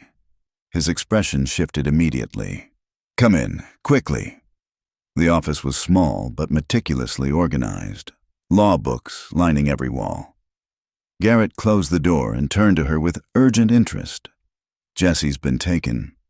This morning, he's in jail awaiting trial. Clara handed him the folded paper. He said to give you this and tell you where Elena is buried. Garrett unfolded the paper with careful hands. His face went very still as he read. Then he sank into his desk chair as if his legs had given out. My God, he whispered. He kept it all this time. What is it? A signed confession from Robert Harrigan, the man who actually robbed the Cattleman's Bank 7 years ago. The crime Jesse was convicted of. Garrett looked up at her with shining eyes. This could clear him, at least of that charge. Where did he get this? I don't know. He never mentioned it. Clara leaned forward. Can you help him? I've been trying to help Jesse for years, but he wouldn't let me. Too proud, too broken after Elena. Garrett stopped himself. You said you know where she's buried? Mission Orphanage outside Socorro. Jesse said she died of fever while he was imprisoned. Scarlet fever. It took half the children that year. I tried to get him released to see her, but the judge wouldn't hear of it. Garrett's voice turned bitter. A half-breed's child didn't warrant compassion in their eyes. You knew Jesse before. We grew up together on the reservation. My mother was Apache. Like his, I took the white man's path, learned their law. Jesse tried to walk between worlds. He gestured at the confession. Look where it got us both. Clara felt hope kindle in her chest. But this document could help. For the bank robbery charge. Yes, the others. Garrett pulled out law books, flipping through pages with practiced ease. Horse theft they can't prove without witnesses. Assault on federal officers was self-defense, though proving that will be difficult. The stage robberies are another matter. He was driven to it, Clara said fiercely. After what they did to him, to Elena. I know. Garrett's smile was sad. But the law doesn't recognize a broken heart as justification for crime. They spent the next hours building Jesse's defense. Clara told Garrett everything she could remember about their journey, about Jesse's character, about the marshal finding them at the trading post. Garrett took notes in precise handwriting, occasionally asking sharp questions. You care for him, he observed at one point. It wasn't a question. Clara met his eyes steadily. Yes, that could complicate things. The prosecution might argue your testimony is compromised by affection. Then they'd be right, but that doesn't make my words less true. Garrett smiled, the first genuine warmth she'd seen from him. Jesse always did inspire loyalty in unexpected places. A commotion in the street drew them to the window. A crowd had gathered outside the jail, their voices ugly with mob mentality. Clara's blood ran cold as she heard someone shout about rope and justice. We need to move quickly, Garrett said, grabbing his coat. Judge Morrison is fair, but if the town gets worked up enough. They hurried through streets that seemed suddenly hostile. Clara felt eyes on her, heard whispers following their passage. That's her, someone said. The widow what took up with the breed. At the courthouse, they found chaos. Marshal Banks was trying to maintain order, but the crowd pushed against his deputies, demanding blood. Judge Morrison stood on the steps, hands raised for silence. There will be a proper trial, he shouted. Tomorrow morning, 10 o'clock. Justice will be served through law, not violence. String him up now, someone yelled. Save the county the cost of a trial. Clara pushed through the crowd, Garrett close behind. She climbed the courthouse steps and turned to face the mob, her heart hammering but her voice steady. I'm Clara Whitmore, she announced. The woman you claim Jesse Kincaid kidnapped. The crowd quieted slightly. Curious. I stand before you alive and unharmed because of that man's protection. He could have left me to die in the desert. He could have taken advantage of my helplessness. Instead, he shared his food, his water, his knowledge. He treated me with more respect than many of you are showing right now. He's a thief, someone called out. A killer. Is he? Clara challenged. Or is he a man the law failed, who lost everything and turned to the only life left to him? How many of you have lost children? How many have been falsely accused? How many have had everything stolen from you by those meant to protect? She saw some faces soften, doubt creeping in, but others remained hard, unmoved. "The breed's got you befuddled, woman." A man near the front spat, "They're all like that, smooth talkers who'll charm you before they scalp you." Rage flashed through Clara. "His name is Jesse Kincaid, and he's worth 10 of any man who judges by blood rather than character." Garrett stepped forward then. "I have here proof that Mr. Kincaid was falsely convicted of the cattleman's bank robbery." He held up the confession. "The real thief has admitted his crime in writing. How many other charges against my client are similarly false?" This created a stir. Judge Morrison descended the steps, taking the document from Garrett with interest. "This changes things," he murmured. "Marshal, double the guard on the jail. I want no mob justice in my town. Mr. Garrett, Mrs. Whitmore, my chambers, please." The crowd dispersed reluctantly as they followed the judge inside. Clara felt a mixture of hope and dread. They'd bought time, but would it be enough? In his chambers, Judge Morrison studied the confession carefully. "This appears genuine," he said finally, "though its providence is questionable. Where has it been for 7 years?" "Does it matter?" Garrett asked. "What matters is that an innocent man was convicted. Innocent of that particular crime, perhaps, but the stage robberies were committed by a man driven to desperation by injustice." Clara interrupted. "Your Honor, I've spent days with Jesse Kincaid. He's not the monster people paint him as. He's a man who's lost everything and survived the only way he knew how." The judge studied her over his spectacles. "You seem quite passionate in his defense, Mrs. Whitmore." Clara lifted her chin. "I've seen too many good men destroyed by circumstances beyond their control. My own husband died because we couldn't afford proper medicine in time. Jesse's daughter died because the law that should have protected him instead destroyed his life. How is one tragedy more acceptable than the other? The law doesn't concern itself with tragedy, ma'am, only with facts." "Then perhaps it should," Clara said quietly. "Perhaps if the law showed more compassion, there would be fewer outlaws." Judge Morrison was quiet for a long moment. Then he sighed. "The trial will proceed tomorrow as scheduled.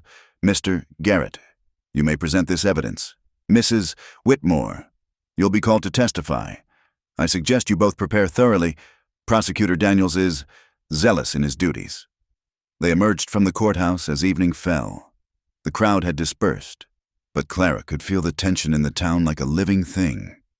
Garrett walked her to the hotel, his expression troubled. "Daniels will attack your character," he warned. "A widow traveling with an outlaw. Developing feelings for him, he'll paint you as a woman of loose morals whose testimony can't be trusted." "Let him try," Clara said firmly. "I've faced worse than small-minded gossip." "Have you?" Garrett studied her. "Jesse must see something special in you.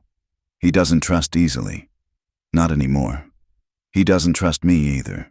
He tried to push me away, to protect my reputation." "That sounds like him.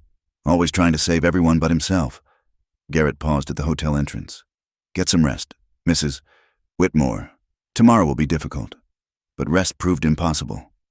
Clara lay in the hotel bed, staring at the ceiling, thinking of Jesse in his cold cell. Was he sleeping? Was he remembering their kiss in the storm? The feel of her in his arms? Near midnight, unable to bear it anymore, she dressed and slipped out. The streets were mostly empty, the saloons providing the only signs of life. She made her way to the jail, where a deputy dozed in a chair outside. "I need to see him," she said when the man startled awake. "No visitors. Ma'am, Marshal's orders." Clara pulled out the small purse of money she'd been saving for her new life. "5 minutes, please. He saved my life." The deputy eyed the money, then the empty street. 5 minutes. And if anyone asks, you weren't here." The jail was dark, cold. Jesse's cell was at the back, and he was standing at the small barred window, looking up at the stars. He turned at her footsteps, surprise flickering across his face. "Clara, You shouldn't be here. Probably not. She moved close to the bars. But then, I've been doing a lot of things I shouldn't lately. Garrett found you? Yes, he's building your defense. The confession you kept. Jesse, why didn't you use it before? He was quiet for a moment. What good would it have done? Elena was already gone. Nothing could bring her back. But your freedom. Freedom for what? To be an empty man in an empty world? He moved closer, his hands gripping the bars near hers. Until you... Clara covered his hands with hers. We're going to fight this. Garrett thinks... Clara, stop. His voice was gentle but firm. Even if they clear me of the bank robbery, there are still the stages. I'm guilty of those. We both know it. Extenuating circumstances. Don't excuse what I've done. I made choices. Wrong ones, maybe, but mine to make. His thumbs stroked over her knuckles. But you still have choices. Don't throw your life away on a lost cause. You're not lost, Clara said fiercely. And you're not a cause. You're the man who showed me I could still feel something besides grief. You're the man who makes me want to live again, not just exist. Jesse made a sound that might have been a laugh or a sob. You deserve so much more than a broken outlaw with blood on his hands. Maybe, but my heart doesn't seem to care about what I deserve. She pressed closer to the bars. Kiss me again. Once more. In case. Clara, please. He leaned forward, and their lips met through the cold iron bars. It was desperate and sweet and tasted of endings. When they pulled apart, Clara saw tears on his face. Whatever happens tomorrow, he whispered, know that you brought light back into my darkness, even if it was just for a few days. Deputy's coming, the guard hissed from the door. Clara squeezed Jesse's hands once more, then hurried away, but at the door, she turned back. This isn't goodbye. She promised, I won't let it be. She fled into the night, not seeing the way Jesse sank to his knees in his cell, pressing his face against the bars that still held the warmth of her hands. Tomorrow would bring the trial, the judgment, the reckoning. But tonight, in the darkness of a jail cell and the shadows of a hotel room, two broken hearts beat in rhythm, defying the dawn. The courtroom filled early, every seat taken by townspeople eager for spectacle. Clara sat in the front row beside Simon Garrett, her hands folded tightly in her lap. She'd dressed carefully in her most respectable outfit from the abandoned trunk, a severe gray dress that spoke of propriety and widowhood. Yet she couldn't stop touching the spot on her lips where Jesse's kiss still burned. They brought him in shackled, and Clara's heart clenched at the sight, even bound. Jesse moved with that fluid grace she'd come to know so well. His eyes found hers immediately, holding for a moment before he was pushed into the defendant's chair. Judge Morrison called for order, and Prosecutor Daniels rose like a vulture scenting death. He was a thin man with cold eyes and a voice that dripped righteous condemnation. Gentlemen of the jury, Daniels began, we are here to see justice done for a man who has terrorized our territories for years. Jesse Kincaid, thief, kidnapper, savage who preys upon innocent travelers and corrupts virtuous women with his wiles. Clara bit her tongue to keep from protesting. Beside her, Garrett made notes with sharp, angry strokes. The prosecution's case was damning in its simplicity. Witness after witness testified to stage robberies where a man matching Jesse's description had been seen. The marshal presented evidence from Jesse's saddlebags, money that could have come from anywhere but was assumed stolen, maps of stage routes, ammunition, and most damning of all, Daniels announced with theatrical flair, this monster kidnapped Mrs.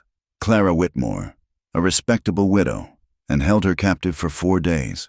Only by God's grace and the marshal's diligence was she rescued from a fate worse than death. When Garrett's turn came, he rose with quiet dignity. Your Honor, I would like to present new evidence regarding the cattleman's bank robbery for which my client was previously convicted. He submitted Harrigan's confession, explaining its contents while the courtroom buzzed with whispers. Judge Morrison examined it carefully. This document appears to exonerate Mr. Kincaid of that particular crime. The judge announced. The conviction for the bank robbery is hereby vacated. A small victory, but Garrett wasn't finished. Furthermore, Your Honor, I call Mrs. Clara Whitmore to testify regarding her time with my client. Clara rose on unsteady legs, making her way to the witness stand. She placed her hand on the Bible, swearing to tell the truth, though she knew the truth was more complex than any court could understand. Mrs. Whitmore, Garrett began gently. Please tell the court about your encounter with Mr. Kincaid. Clara straightened her spine and began. She told them about the stage robbery, about being taken. But then she deviated from what they expected. Mr. Kincaid separated me from the other bandits immediately. She said clearly, He took me away from them. Yes, but it became clear very quickly that he was protecting me, not harming me. Protecting you? Daniels interrupted with a sneer. By dragging you through the wilderness. By ensuring I had food, water, shelter. By teaching me how to survive.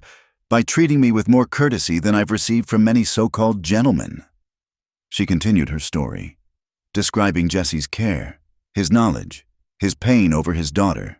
The courtroom had gone quiet, listening despite themselves. He could have left me at any time, Clara concluded.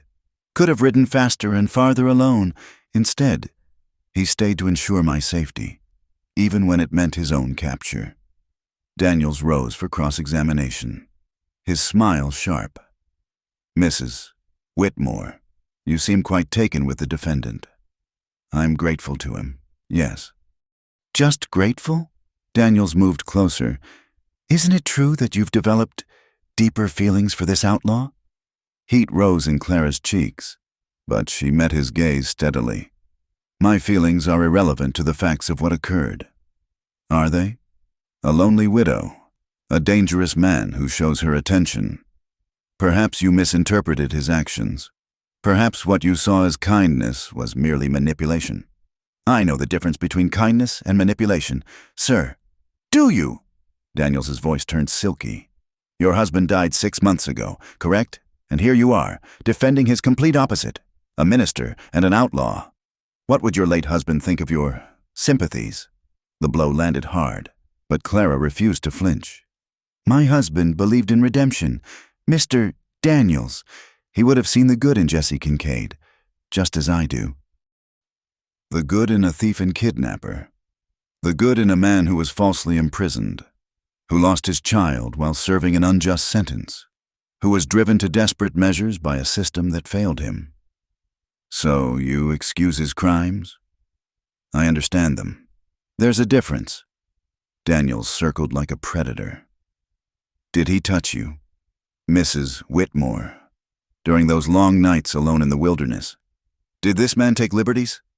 Clara's hands clenched. He was a perfect gentleman. Really? You shared blankets, didn't you?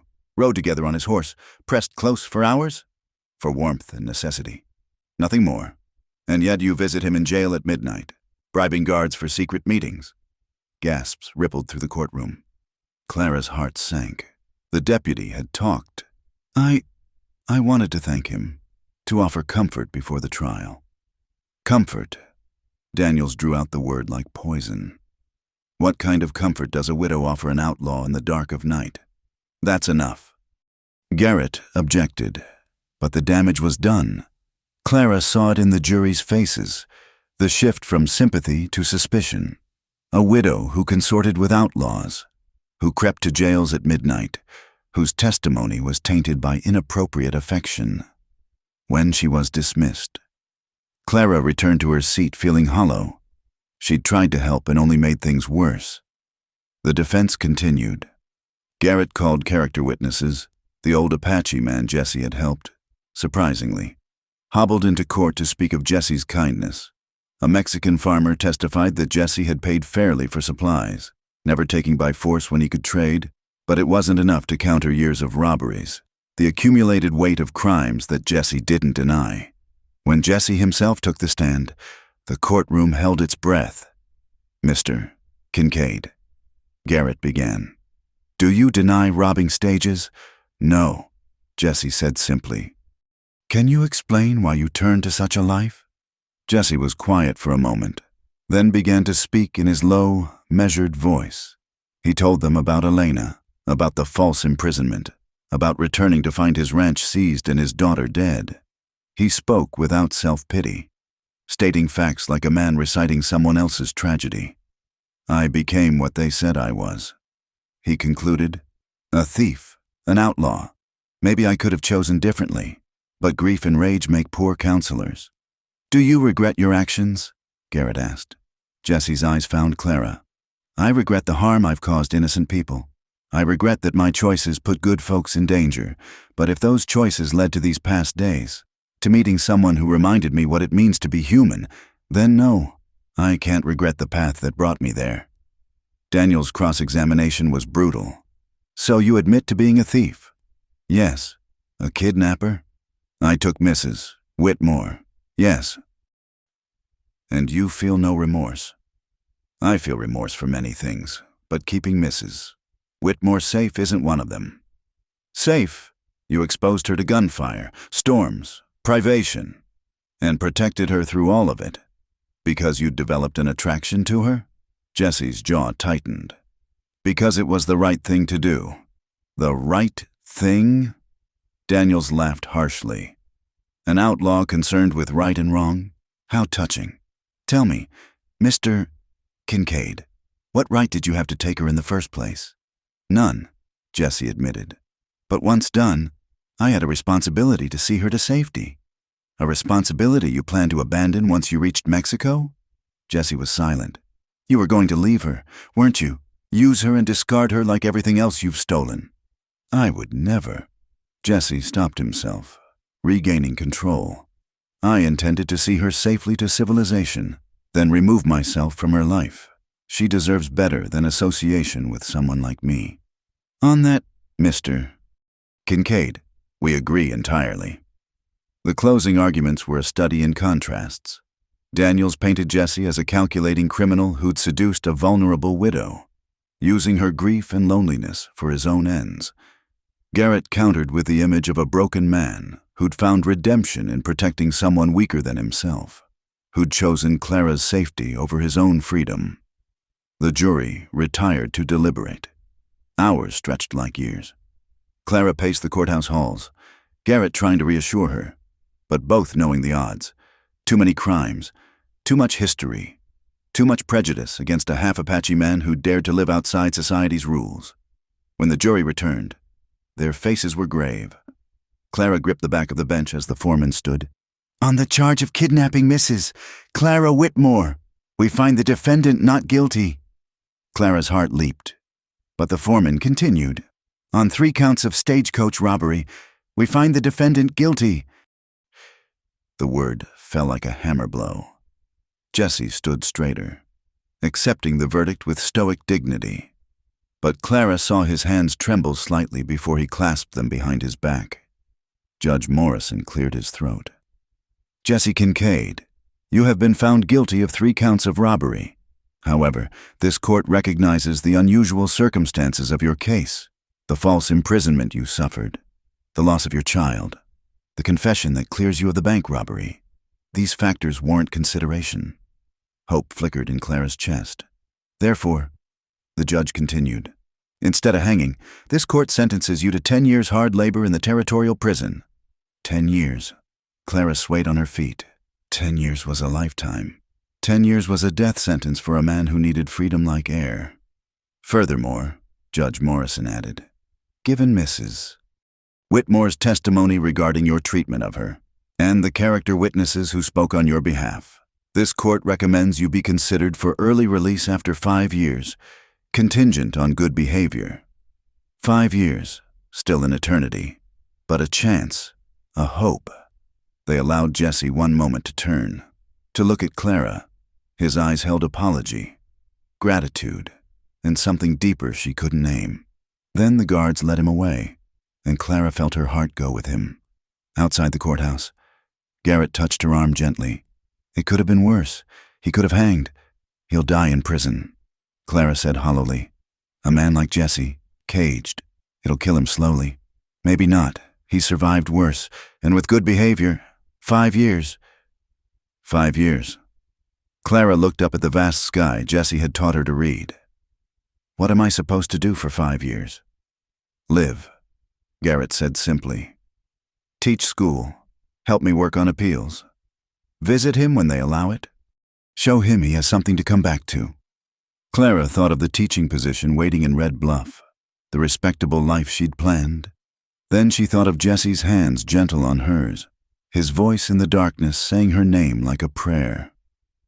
Yes, she said quietly. I'll wait. That night, Clara sat in her hotel room and wrote 2 letters. The first was to the Red Bluff School Board, accepting the position with a start date in 1 week. The second was to Jesse, though she didn't know if they'd let him receive it.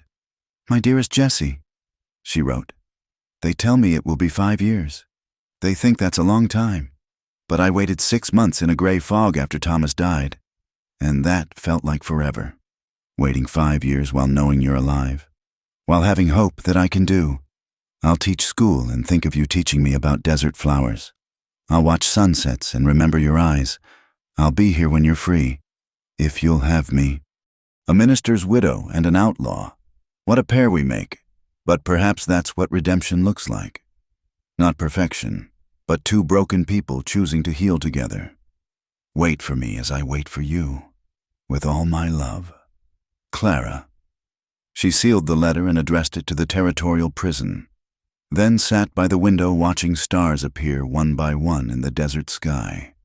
Somewhere, perhaps Jesse was looking at the same stars through iron bars. The thought hurt, but beneath the pain was something stronger. Hope, love, the promise of a future neither of them had dared imagine. 5 years wasn't forever, and Clara Whitmore had become very good at surviving things that should have broken her. She would survive this too, and when Jesse walked free, she'd be waiting. The outlaw had stolen more than just her person that day on the stage road. He'd stolen her heart, and unlike his other thefts, this was one treasure he'd never have to give back. 5 years had passed like seasons in the desert, sometimes crawling with unbearable slowness, other times rushing past in a blur of days that bled into one another. Clara stood at the edge of town, watching the road that led from the territorial prison, her hands steady despite the thundering of her heart. She was no longer the pale widow who'd boarded a stagecoach with nothing but grief for company. The desert sun had bronzed her skin, and her hands bore the calluses of honest work, not just from teaching, but from helping build the new schoolhouse, from tending the small garden behind her cottage, from learning to break horses with an old vaquero who'd known Jesse in better days. Red Bluff had changed too. The wild frontier town had grown respectable, with proper sidewalks and a church with a bell that rang on Sundays. Clara had become a fixture Miss Clara, the schoolmarm who could shoot a rattlesnake at 20 paces and break up fights between boys twice her size with just a look. But today, none of that mattered. Today, Jesse Kincaid was coming home. Simon Garrett stood beside her, older now, his law practice thriving despite the prejudice.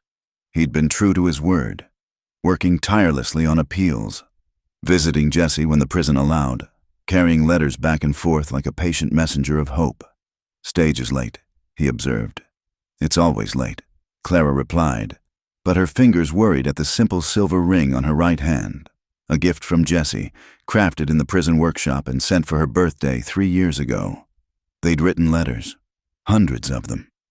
Jesse's handwriting had improved, his words flowing easier as he rediscovered the man he'd been before tragedy broke him. He wrote of books he was reading, of teaching other prisoners to read, of the garden he'd convinced the warden to let him tend. Small things, but proof he was surviving, even finding moments of grace within stone walls. Clara had written of her students, of the town's growth, of Tempest. She'd bought the horse from the marshal, unable to bear the thought of Jesse's faithful companion sold to strangers. She wrote of sunsets that reminded her of their journey, of desert flowers blooming after rain, of dreams where they danced under stars with no walls between them. But letters weren't touches, weren't kisses, weren't the solid warmth of his presence.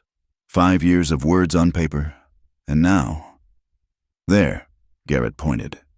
Dust rose in the distance, the stage finally cresting the hill. Clara's mouth went dry. What if prison had changed him beyond recognition? What if the feelings that had sustained them both were just desperate fantasies born of loneliness and shared trauma? What if— The stage pulled up in a cloud of dust and creaking wheels. The door opened, and passengers began to disembark. An elderly woman, a traveling salesman, a mother with 2 children, and then Jesse. He stepped down slowly, as if not quite believing the ground would hold him. He was thinner than she remembered, his hair more silver than black now. New lines carved around his eyes. He wore simple clothes, the suit of a man released. Not the rough garb of an outlaw, but his movements still held that fluid grace. And when his eyes found hers across the dusty street, they were the same winter blue that had haunted her dreams. For a moment, neither moved. 5 years of waiting, of hoping, of imagining this moment. And now they stood frozen like strangers. Then Clara was running, propriety forgotten. Skirts hiked up as she flew across the distance between them. Jesse caught her as she flung herself into his arms, lifting her off her feet, holding her as if she might vanish like a desert mirage. "Clara," he whispered into her hair. "My Clara." She was crying. She realized, sobbing into his shoulder while he murmured her name over and over like a prayer finally answered. When she pulled back to look at him, she saw his own eyes were wet. "You're here," she breathed. "You're really here. You waited." His voice held wonder. 5 years, and you waited. I told you I would." She touched his face, relearning the angles and planes. "Did you doubt me?" "Every day," he admitted. "Thought you'd come to your senses, find someone worthy of you." "Fool," she said fondly. "When will you understand? You are worthy. You always were." Garrett cleared his throat, reminding them they were providing quite a spectacle for the good people of Red Bluff. But Clara found she didn't care. Let them gossip. She'd already shocked them by refusing 3 marriage proposals and wearing pants to round up escaped horses. "Come," she said, taking Jesse's hand. "There's something I need to show you." She led him through town, noting how he tensed at the stairs, how his free hand stayed near where his gun used to rest. Prison had given him back his life, but it would take time to truly feel free. At the edge of town sat her cottage, small but neat, with the garden spreading green despite the desert heat. But it wasn't the house she wanted him to see. Behind the cottage, in a corral built with her own hands and Garrett's help, Tempest raised his head and whinnied. Jesse stopped dead, his breath catching. "You kept him." "Of course I kept him. He's family." Clara squeezed his hand. "He's missed you." Some days I'd find him standing at the gate, looking down the road like he was waiting. Jesse moved to the corral slowly, and Tempest came to meet him, nuzzling his chest with obvious joy. Jesse buried his face in the horse's mane, shoulders shaking. Clara stayed back, letting them have their reunion. "He's taken good care of you," Jesse said when he finally turned back to her. "You both have." "We took care of each other," Clara corrected. "Now come inside. You must be hungry." The cottage was simple but warm, filled with books and desert flowers in glass jars. Jesse moved through it carefully, as if afraid to disturb anything. "This is your home," he said. "Our home," Clara corrected. "If you want it." He turned to her, and she saw the war in his eyes, hope battling with unworthiness, desire fighting with fear. "Clara, I'm an ex-convict now. People will talk. Your reputation, my reputation survived me riding through the desert with an outlaw. I think it can handle me loving an honest man." "Honest?" Jesse laughed, but it was lighter than his old bitter sound. Never been called that before. "You are, though, honest about your crimes, honest in your remorse, honest in your heart." She moved closer. "The warden wrote to me, told me how you helped other prisoners learn to read, how you stopped 3 escape attempts because you'd given your word to serve your time. That's honesty, Jesse." "Lot of time to think in a cell," he said quietly. "Kept remembering what you said about choosing to heal. Figured if I was going to ask you to wait, I'd better be worth waiting for. You were always worth it. Clara took his hands, feeling the new calluses from prison labor mixed with the old ones from his outlaw days. But I'm glad you finally believe it too. They were interrupted by a knock at the door. Clara opened it to find Reverend Mills, the new minister who'd replaced Thomas's elderly predecessor. "Miss Whitmore," he said, eyeing Jessie with obvious disapproval. "I heard Mr. Kincaid had returned. I came to offer guidance." "That's kind of you, Reverend, but not necessary. My dear woman, surely you see the impropriety? A single woman harboring a convicted criminal. Then perhaps we should remedy the single part," Jessie said quietly. Clara turned to stare at him. Jessie had moved to stand beside her, his posture protective but not threatening. "Reverend Mills," Jessie continued, "I'd like to arrange a wedding, soon as possible." The minister sputtered. "You can't be serious. The scandal—" "The only scandal," Clara interrupted, "would be turning away two people who've waited 5 years to build a life together. Reverend, my late husband believed in redemption. I'd hoped his successor would share that belief." Reverend Mills flushed. "This is highly irregular." "So is love," Clara said simply. "Will you marry us or not?" The Reverend left in a huff, muttering about propriety and Christian values. Clara closed the door and turned to Jessie, who was looking at her with something like awe. "You'd marry me?" he asked. "After everything?" "Jessie Kincaid," she said firmly. "I've waited 5 years for you. I've turned down perfectly respectable suitors. I've learned to ride and shoot and track because I wanted to understand your world. I've kept your horse and your memory and your letters. If you think I did all that just to let you go now, you're not as smart as I thought." He crossed to her in 2 strides, cupping her face in his hands. "I love you," he said simply. "Loved you since you demanded to bandage my wounds and called me a stubborn fool. Loved you through 5 years of stone walls and iron bars. Loved you in every letter you sent, every word of hope you gave me." "Then marry me," Clara whispered. "Not in a church if they won't have us. Under the stars if we must." "But marry me, Jessie. Under the stars," he repeated, smiling. "I'd like that." They were married 3 days later at sunset, in the desert outside town where the sky stretched endless and the wind carried the scent of sage. Garrett stood as witness, along with a handful of Clara's students and the old vaquero who'd helped her with Tempest. Reverend Mills hadn't come, but they'd found a circuit judge who remembered Jessie's case and was willing to perform the ceremony. Clara wore a simple blue dress the color of morning sky. Jessie had found a new suit, and with his hair neatly trimmed and his face clean-shaven, he looked like the rancher he'd once been. When he took her hands to speak his vows, his voice was steady and sure. "Clara," he said, "you saved me, not from the law or from hanging, but from the darkness I'd fallen into. You showed me that broken doesn't mean worthless, that even outlaws can find redemption. I promise to spend every day earning the faith you've placed in me." Clara's own voice was thick with emotion as she responded. "Jessie, you taught me that life after loss is possible, that hearts can heal if we're brave enough to let them. You showed me strength I didn't know I possessed. I promise to stand beside you, whatever comes, and to remind you every day that you are loved and worthy of love." When they kissed, the setting sun painted the desert in shades of gold and crimson, and somewhere in the distance, a coyote sang its wild song to the approaching stars.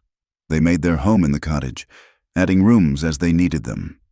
Jessie found work breaking horses and eventually started a small ranch on land Garrett helped them purchase legally. Clara continued teaching, and Jessie often came to speak to her students about choices and consequences, about how one wrong turn doesn't have to define a life. On quiet evenings, they would ride out together on Tempest and a gentle mare named Hope, following trails Jessie had once used for escape, but now traveled for the simple joy of freedom shared. He showed her hidden springs and ancient ruins, and she showed him how to find peace in ordinary moments. Morning coffee, evening conversations, The simple pleasure of sleeping beside someone who knew all your scars and loved you anyway. Sometimes Jesse would wake from nightmares of iron bars and stone walls, and Clara would hold him until the shaking stopped. Sometimes Clara would remember Thomas and feel guilty for the happiness she'd found. And Jesse would remind her that love wasn't betrayal, that hearts were made to heal and grow.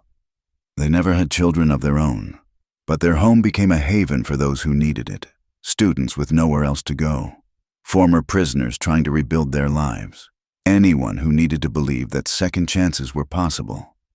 And on cool desert nights, when the stars spread like diamonds on black velvet, Jesse would wrap Clara in a blanket, not from necessity now, but from tenderness, and whisper her name like the prayer it had become. Not Elena anymore, not the ghost of what he'd lost, but Clara, his redemption, his future, his reason for choosing to heal rather than merely survive. The outlaw and the widow. An unlikely love story, perhaps, but then the best stories often are. In a land where the sun baked away pretense and the wind scoured souls clean, they built something real and lasting. Not perfect. Perfection was for fairy tales, but true and strong and theirs. And in the end, that was more than enough. It was everything. Thank you so much for listening to this Wild West love story. I'd love to hear where you're enjoying this tale from, whether you're listening during your commute, relaxing at home, or perhaps even somewhere out in the wide open spaces that Jesse and Clara once roamed. Please subscribe to the From Wild West channel and share your thoughts about their journey. Did their love story touch your heart? What did you think about their path to redemption? Leave a comment below and let's connect over these tales of the American frontier.